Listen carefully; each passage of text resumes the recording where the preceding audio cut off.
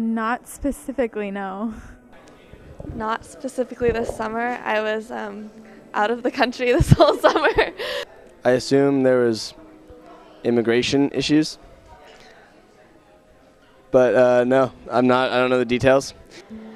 A lot of people want the border to become like a force field and turning everybody and anybody away.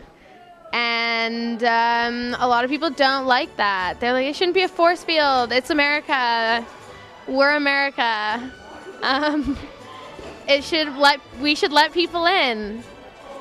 There's a lot of children, and I know they're like trying to cross the border and stuff, and like. But I think there should be a pathway for everybody to reach their goal, and if that goal is citizenship, then I hope they'll be able to reach it. There's this young couple who came to travel to get a quote unquote better life, and she happened to be pregnant, and she came with her husband. They were newly married, and as they were crossing the board, and I cannot give you the details, they were caught.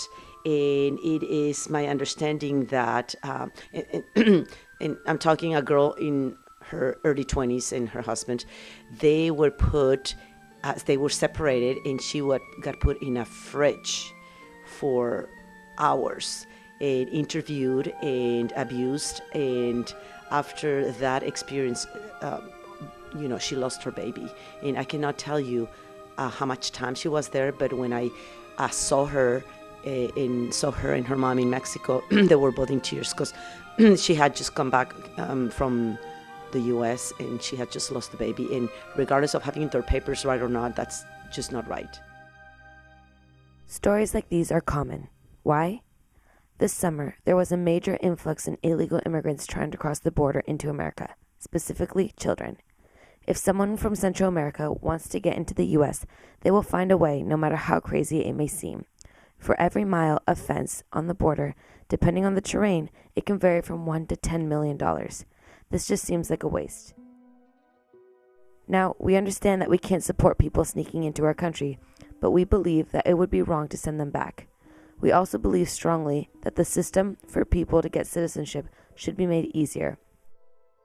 It would take any Latin American 5 months, if they're lucky, to get American citizenship. The bigger issue lies in the children. In 2013, Border Patrol recorded more than 38,000 unaccompanied children cross the border. This is 59% more than 2012. It is clear that this is an issue that needs to be taken care of. Like we mentioned before, deporting these children should not be an option. 74% of these children are coming from Mexico and the so-called Northern Triangle, consisting of Guatemala, Honduras, and El Salvador. These countries have grown to be especially dangerous due to gangs and drug cartels traveling through Central America. Honduras has the world's highest murder rate, and Guatemala and El Salvador fall in the top 5 countries with the highest murder rates as well. It is clear that these countries are no place for a child to grow up. Parents are desperate for their children to have better lives, so they send them off, hoping they'll find their way to America and live a better life. Recibí la llamada hace 5 años. Me llamó llorando. No sabía mucho menos que se iba a ir, pero cuando me dijo, sabía que ella no estaría segura. Seguía diciendo, quiero que mi hijo tenga una vida mejor. Le pregunté si estaba bien y qué pasó. Me dijo que estaban tratando de cruzar la frontera por la noche. No me dijo todos los detalles sobre teléfono, pero me dijo que cuando estaban viajando por 4 días y en las últimas noches, la policía de la frontera los pararon antes de que tenían chance.